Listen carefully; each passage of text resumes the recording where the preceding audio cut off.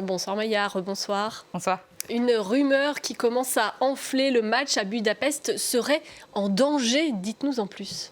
Eh bien oui, ce serait quand même une très très mauvaise nouvelle, notamment pour les supporters qui sont déjà en Hongrie et qui attendent ce match donc avec impatience, parce que selon cette publication, qui a été repérée par nos confrères de 20 minutes, la finale à Budapest serait en grand danger, en péril. Pourquoi ? Parce que les comptes bancaires d'une entreprise liée à l'organisation de la finale auraient été gelés suite à une décision de l'administration fiscale du nouveau gouvernement hongrois. Une entreprise qui, selon donc cet internaute, serait fortement liée à l'ancien gouvernement, c'est-à-dire au gouvernement de Viktor Orban, qui a perdu les dernières élections législatives en avril dernier, qui a été remplacé par Peter Magyar. Vous voyez ici sur cette photo, il s'était engagé à se battre, à lutter contre la corruption, et notamment en réexaminant tous les contrats publics. Et le problème, c'est que l'une de ces sociétés derrière l'organisation de l'événement est bien visée par cette chasse à la corruption.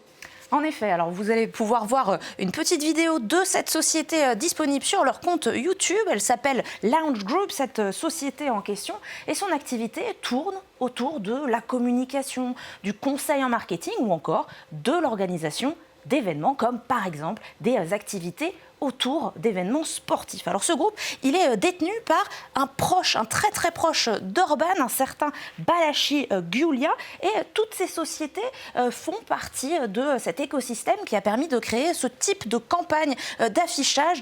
Cette société, Lounge Group, a été impliquée dans toutes les campagnes gouvernementales de cette dernière décennie, donc dont la dernière campagne, vous voyez ici, très anti-ukrainienne. Alors, le chef de cette société dit que tous ces contrats, tous ces appels d'offres publics ont été entièrement transparents, mais ce groupe de réflexion hongrois a repéré qu'entre 2012 et 2025, le nombre de contrats remportés par les différentes entreprises de Balashi a augmenté et passé de 0 à 150 par an, à chaque fois donc sous Orban. Et vous le voyez dans le graphe juste en dessous, avec un risque de corruption qui avoisine le taux maximal possible. Alors quelques jours avant l'investiture du nouveau Premier ministre, il y a eu une interview très commentée en Hongrie du responsable donc Balashi Gyula, qui proposait, avec des sanglots dans la voix, de céder ces sociétés à l'État.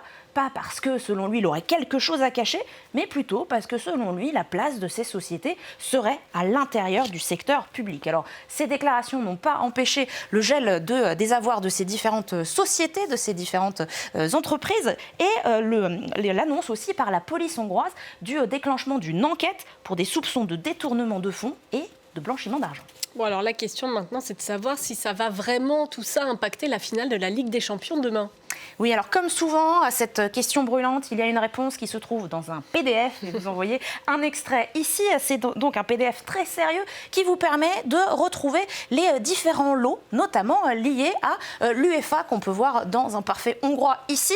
Ce marché a été attribué à cette fameuse société, donc à la filiale Lounge Event de Lounge Group. Alors, le groupe, les entreprises de Balashi ont remporté le dernier accord cadre du gouvernement hongrois, et ça incluait donc des événements autour de la finale de la Ligue des Champions. Pour cela, il a reçu près de 4 millions d'euros. Mais après le gel des avoirs de plusieurs sociétés du groupe, Lounge Group a reconnu son insolvabilité. Elle devait près de 850 000 euros à plusieurs sous-traitants, non pas impliqués dans le match lui-même, mais dans des activités, dans un festival d'activités qui est autour du match. Et ça s'appelle le Champions Festival. Vous voyez une très jolie carte. Mais la société, elle a déclaré que dans ce festival, elle ne pourrait pas payer plusieurs prestataires de services, et pas des moindres, le buffet, la sécurité, l'installation de toilettes pratique, ou encore la facture d'un DJ prévu ce soir, vendredi. Alors, une aide de l'État avait à l'époque été demandée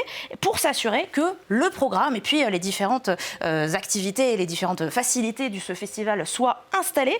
C'est vraisemblablement ce qui s'est passé, parce que sur le compte officiel sur Facebook du gouvernement hongrois, il y a ce message que je vous ai traduit en français quand même pour plus de lisibilité.